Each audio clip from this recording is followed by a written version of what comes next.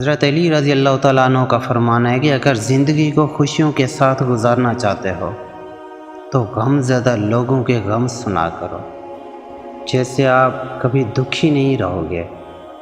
مولا علی علیہ السلام فرماتے ہیں کہ جب تھک جاؤ تو اللہ تعالیٰ کے سامنے جھک جایا کرو، کیونکہ لوگ تھوڑی سی غلطی پر بھی چھوڑ جاتے ہیں، مگر اللہ تعالیٰ تھوڑی سی عبادت پر بھی انسان کو تھام لیتا ہے۔ مولا علی علیہ السلام فرماتے ہیں کہ 3 چیزوں میں کبھی بھی شرم محسوس نہ کرو۔ نمبر 1 پرانے کپڑوں میں، نمبر 2 غریب دوستوں میں، اور نمبر 3 بوڑھے ماں باپ میں۔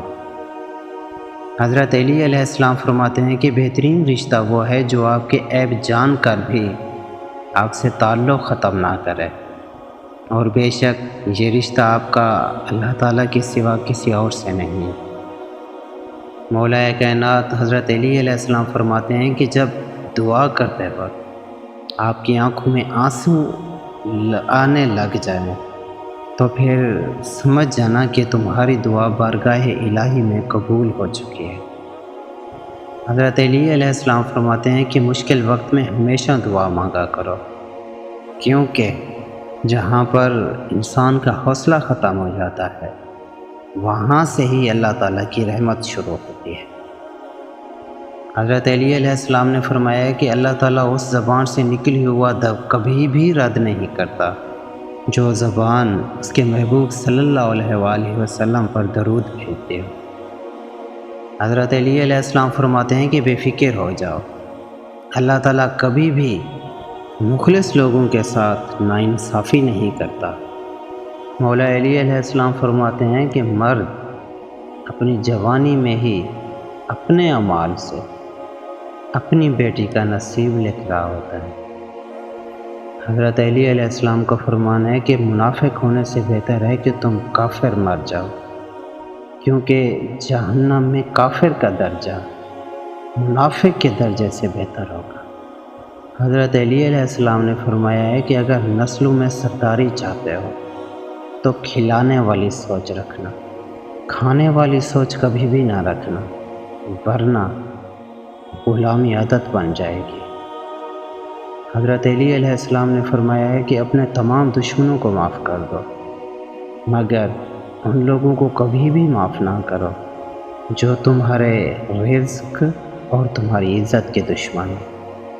حضرت علی نے فرمایا ہے کہ جس کا ظرف دیکھنا ہو تو اسے عزت دو، جس کی فطرت دیکھنی ہو تو اسے آزادی دو، جس کی نیت دیکھنی ہو تو اسے قرض دو، اور اگر کسی کی خصلت دیکھنی ہو تو اس کے ساتھ بیٹھ کر کھانا کھاؤ۔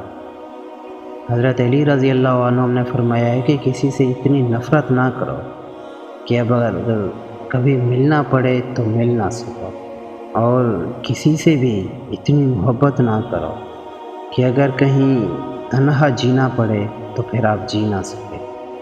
حضرت علی نے فرمایا کہ آپ کسی کو بھی 2 چیزوں کے لیے زبردستی مجبور نہیں کر سکتے، ایک محبت اور دوسرا عبادت، کیونکہ یہ دونوں چیزیں دل سے ہوتی ہیں اور ان دونوں کا رشتہ روح سے جڑا ہوتا ہے۔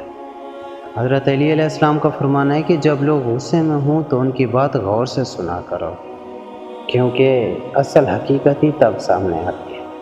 مولا علی علیہ السلام نے فرمایا کہ درود شریف واحد ایک ایسی عبادت ہے جو زبان سے نکلتے ہی فوراً قبول ہو جاتی ہے۔